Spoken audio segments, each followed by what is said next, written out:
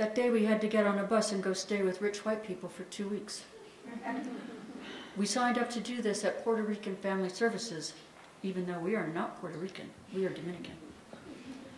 This social worker walked around in little high heels, squishing out her tight pants like she's a model or something, but with her face frowning like a mask on Halloween. My mom talked to her about how we were in a neighborhood that was all bad negritas, no Spanish people. She told her how she had to work all day, and sometimes at night, keeping a roof over our heads. She said it was going to be summer, and I was too old for daycare, and because I was stupid, she couldn't trust me to stay inside and not go around the block talking to men. She laughed when she said this, like me talking to men was so stupid it was funny. But I do not go around talking to men, and I told the social worker that with my face, which made the social worker with her eyes and her mouth tell my mom she's shit, which made me hate her, even if my mom was lying about me. My mom acted like she didn't see what the social worker said with her eyes and mouth, but I knew she did see. She saw like she always does. But she kept talking and smiling with her mouth until the social worker handed her a little book. She stopped then. I looked to see what had shut her up.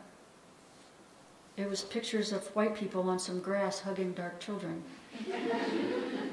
Mask Face told us we could go stay with people like this for 2 weeks. We could swim and ride bicycles and learn about animals. It sounds like hell, said Dante. I took the little book out of my mother's hands. It said something about love and having fun. There was a picture of a girl darker than me petting a sheep. There was a picture of a woman with big white legs sitting in a chair with a hat on and a plastic orange flower in her hand, looking like she was waiting for somebody to have fun with her. My mom doesn't write, so I filled out the forms. Dante just sat there talking to himself, not caring about anything, like always. I didn't want him to come with me, bothering me while I was trying to ride a bicycle or something. So when they asked how he gets along with people, I wrote, he hits them. They asked how he resolves conflict, and I wrote, he hits. It was true anyway. Then my mom asked if we could go to the same family so I could take care of Dante, and Mask Face said, no, that's against the rules. I was glad, and then I felt sorry for saying something bad about Dante for nothing. My mom started to fight about it, and Mask Face said again, it's against the rules. The way she said it was another way of saying, you're shit, and the smell of that shit was starting to fill up the room. I could feel Dante get small inside. He said, I don't want to go be with those people. He said it so soft you could barely hear him. But my mother said, shut up, you ungrateful boy. You're stupid. The smell got stronger. It covered my mother's head, and she scratched herself like she was trying to brush it off. But she couldn't. So when we left, she hit Dante on the head and called him stupid some more. Going to this place with sheep and bicycles had been turned into a punishment. But still, I hoped it might be fun. The lady I would stay with had called to talk to me, and she sounded nice. Her voice was little, like she was scared. She said we were going to ride a Ferris wheel at the county fair and swim at the lake and see horses. She didn't sound like the lady with the big legs, but that's how I pictured her, with a plastic flower. I thought of that picture and that voice, and I got excited. I got up and went out into the hall and got into the closet where our coats were. I dug into the back and found my things I keep in the old cotton ball box. I took them out through our living room into the kitchen, where it was heavy warm from all the hot days so far. I poured orange juice in my favorite glass with purple flowers on it.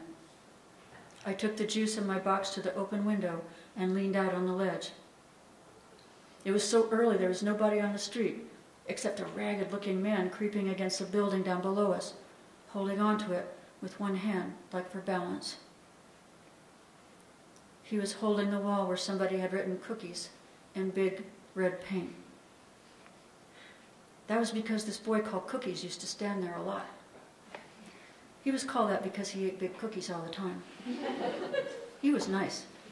Even though he told me once that even though he liked me, if somebody paid him enough, he would kill me.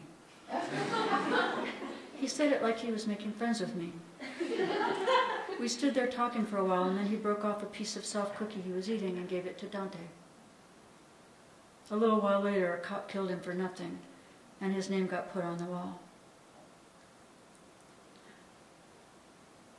I took my things out of the box and put them out on the ledge. They looked nice together. A silver bell I got from a prize machine, a plastic orange sun I tore off a get well card somebody gave my mom, a blonde keychain doll with only one leg wearing a checkered coat, a dried seahorse from DR that my grandfather sent me, and a blue shell my father gave me when I was a baby, and he lived with us. I held the blue shell against my lip and felt how smooth it was. I looked up and saw the sun had put a gold outline on the building across from us. I looked down and saw the man stop against the wall like he was trying to get the strength to breathe. Then he stretched up against the wall, his arms and hands spread out like he was crying on the red painted word. For a second, everything was hard and clear and pounding beautiful.